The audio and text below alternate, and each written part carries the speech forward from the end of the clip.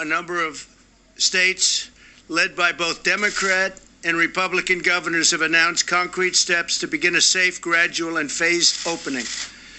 Texas and Vermont will allow certain businesses to open on Monday while still requiring appropriate social distancing precautions. We continue to see a number of positive signs that the virus has passed its peak. It's been very devastating all over the world, 184 countries, probably more. This number was as of a week ago. Well, if they were knowingly responsible, certainly. If it was a mistake is a mistake. But if they were knowingly responsible, yeah, then there should be consequences. A number of जय हिंद दोस्तों, मैं प्रखर श्रीवास्तव आप सभी लोगों का स्वागत करता हूं गुरु घंटाल में। उम्मीद है आप सब अच्छे होंगे, खुशहाल होंगे, हेल्दी होंगे। दोस्तों, अभी जो मैंने आप लोगों को वीडियो दिखाया वो एक तरह का ओपन धमकी था डोनाल्ड ट्रंप का चाइना को कि अगर कोविड-19 के लिए आप जिम्मेदार हैं तो याद रखिएगा कि आपको इसके कॉन्सिक्वेंसेस भुगतने पड़ेंगे, आपको इसका अंजाम भुगतना पड़ेगा। अगर मिस्टेक है तो मिस्टेक है, a mistake is a mistake. लेकिन अगर आपने इस वायरस को पैदा किया है लैब में, अगर इस बात का पुख्ता सबूत मिला तो आपको कॉन्सिक्वेंसेस बियर करना पड़ेगा। और ये धमकी विश्व के सबसे पावरफुल इंसान ने दी है। और अब धीरे धीरे जब अमेरिका के पास इस चीज़ का एविडेंस आ गया है कि ये जो कोविड-19 का वायरस है ये चाइना के वुहान लैब में ही जनरेट किया गया है, तब अमेरिका धीरे धीरे चाइना को पूरी तरह डिवास्टेट करने के लिए अपनी रणनीतियों पर काम करना शुरू कर चुका है। तो आज हम उसी में से एक रणनीति पर बात करेंगे जो आए कुछ दिन पहले हुआ है। सो ज़्यादा से ज़्यादा इस वीडियो को लाइक कीजिए, शेयर कीजिए, कमेंट कीजिए एंड बेल आइकन दबाना मत भूलिए और गुरु घंटाल को सब्सक्राइब कीजिए। एक न्यूज़पेपर कटिंग है जो मैं आप लोगों के सामने पढ़ना चाहता हूँ कि Donald Trump postpones G7 summit, wants India others to join group.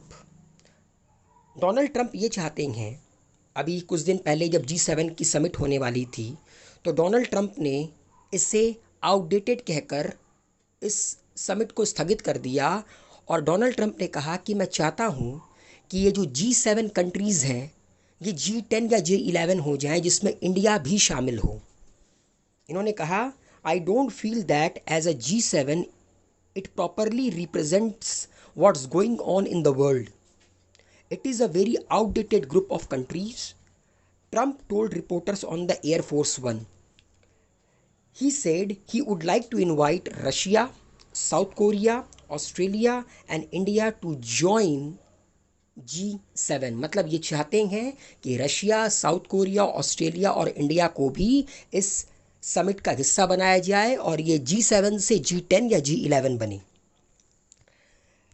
दोस्तों, असल में पहले तो मैं आप लोगों को बता देता हूँ कि ये G7 है क्या। The G7 was founded in 1975 by 6 developed countries. G7 की स्थापना सन 1975 में 6 विकसित देशों के द्वारा की गई थी। और वो 6 कंट्रीज़ कौन कौन से हैं? France, Germany, Italy, Japan, United kingdom and United states of America. Now अब डोनाल्ड ट्रंप ये चाहते हैं कि इस G7 को G10 या G11 बनाया जाए और इसमें 4 कंट्रीज़ ऐड हों। कौन कौन सी? India, South Korea, Australia and Russia. The G7 और the group of 7 is an international intergovernmental economic organization comprising the 7 largest developed economies in the world as stated by the International Monetary Fund. असल में दोस्तों G7 का नाम G7 इसलिए पड़ा क्योंकि G7 7 सबसे विकसित अर्थव्यवस्थाओं का एक समूह है according to international monetary fund. ठीक है, लेकिन अगर देखा जाए दोस्तों तो भारत भी एक बहुत तेज़ी से विकास करता हुआ देश है और भारत भी अगर देखा जाए तो विश्व की टॉप 5 इकोनॉमीज़ में तो आता है, तो कहीं ना कहीं भारत का भी इस G7 का पार्ट होना तो बनता है। मगर अभी तक भारत इसका पार्ट नहीं था, लेकिन अब डोनाल्ड ट्रंप चाहते हैं कि भारत भी इसका पार्ट बने। After Canada joined the G6 in 1976, it became G7 and then in 1998 the Russian became the G8। मतलब पहले ये G7 ग्रुप नहीं था, पहले ये 1975 में जब बना था तो ये G6 ग्रुप था। 1976 में जब कनाडा ने इसको ज्वाइन किया तो ये G7 बना, और देन जब 1998 में रशिया ने इसको ज्वाइन किया तो ये G8 बना। मगर रशिया का जो क्रीमिया का डिस्प्यूट था, इसको देखते हुए 2014 में G8 से बाहर निकाल दिया गया, और अभी ये कंट्री आपकी G7 कंट्रीज कहलाती हैं, और ये जो हर साल मिलती हैं उन्हें जी समिट कहा जाता है।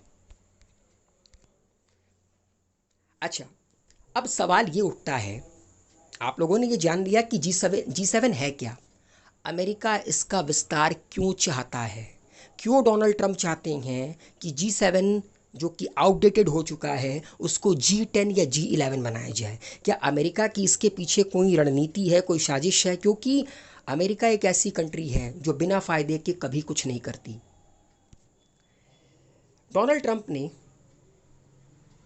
जैसा कि मैंने आपको बताया, डोनाल्ड ट्रंप ने कह रखा है कि बड़ा ही आउटडेटेड ग्रुप है। डोनाल्ड ट्रंप ने एक ट्वीट कर कहा था कि यह संगठन ठीक तरीके से विश्व के सभी देशों का प्रतिनिधित्व नहीं करता है, अर्थात इसमें 4 देश भारत, ऑस्ट्रेलिया, रूस और दक्षिण कोरिया को शामिल किया जाना चाहिए। इसीलिए डोनाल्ड ट्रंप ने कहा कि ये जो ग्रुप है बड़ा आउटडेटेड है।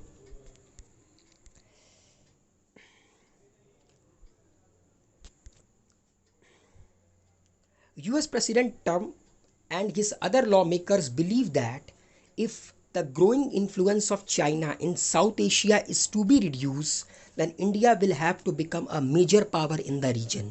देखिए दोस्तों, जैसा कि मैंने आपको एक वीडियो दिखाया था, इस वीडियो की स्टार्टिंग में, उसमें डोनाल्ड ट्रंप ने चाइना को खुले तौर पर धमकी दी थी।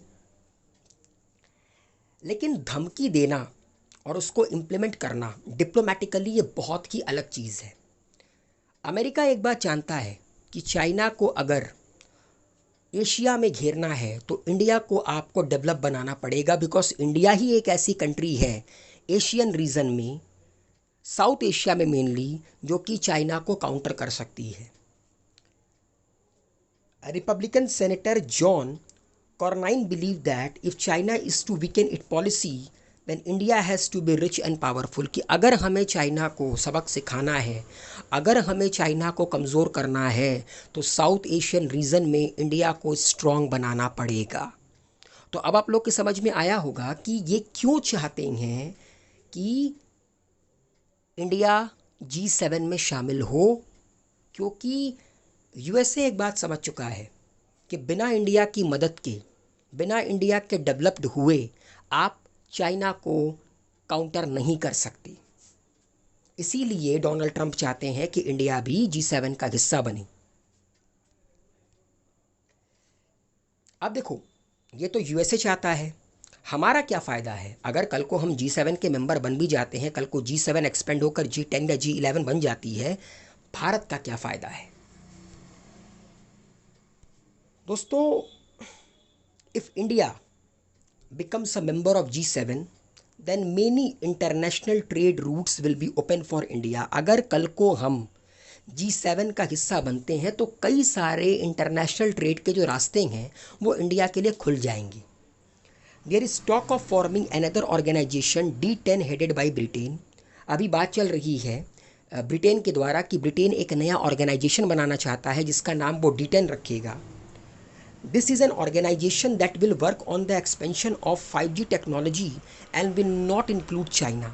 और ये जो D10 है, इसका काम क्या होगा कि वो जो 5G टेक्नोलॉजी है उस पर काम करना, और इस D10 में चाइना को शामिल नहीं किया जाएगा। मतलब कि D10 में इंडिया भी शामिल होगा, ठीक है, कल को जब ब्रिटेन इसका निर्माण करेगा, और कहीं ना कहीं इंडिया को इससे 5G टेक्नोलॉजी मिलेगी चाइना को काउंटरैक्ट करने की, बिकॉज चाइना ऑलरेडी 5G पर काम कर रहा है।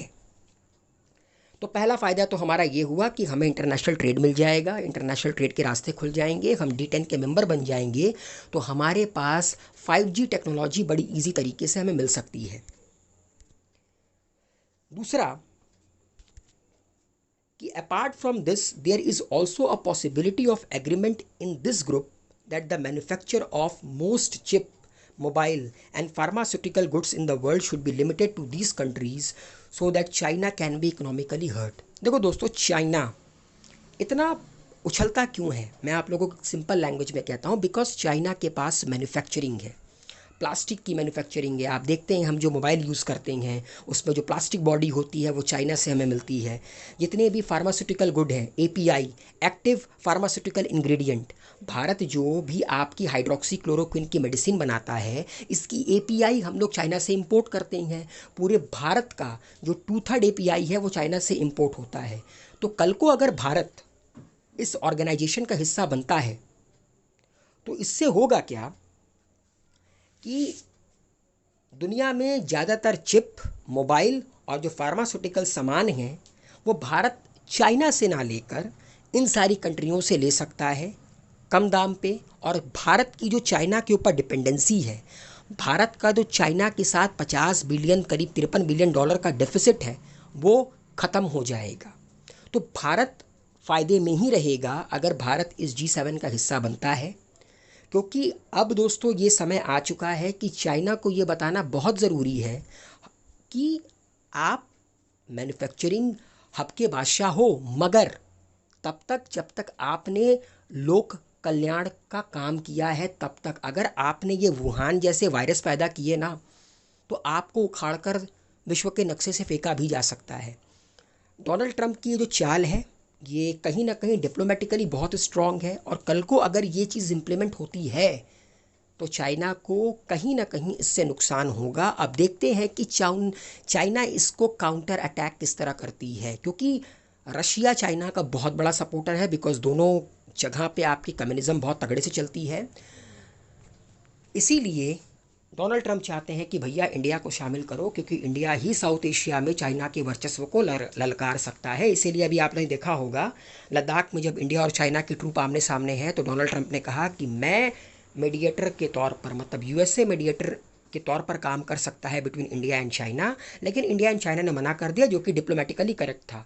तो उम्मीद है अब आप लोग को समझ में आया होगा कि ये G7 समिट क्या था, और डोनाल्ड ट्रंप ने इसको आउटडेटेड करार देते हुए क्यों कहा कि इंडिया, साउथ कोरिया, रशिया और ऑस्ट्रेलिया भी इसका पार्ट बने। तो प्लीज़ ज़्यादा से ज़्यादा इस वीडियो को लाइक कीजिए, शेयर कीजिए, कमेंट कीजिए। Keep watching Guru Ghantal and please subscribe it. Thank you, good bye, शबा खैर।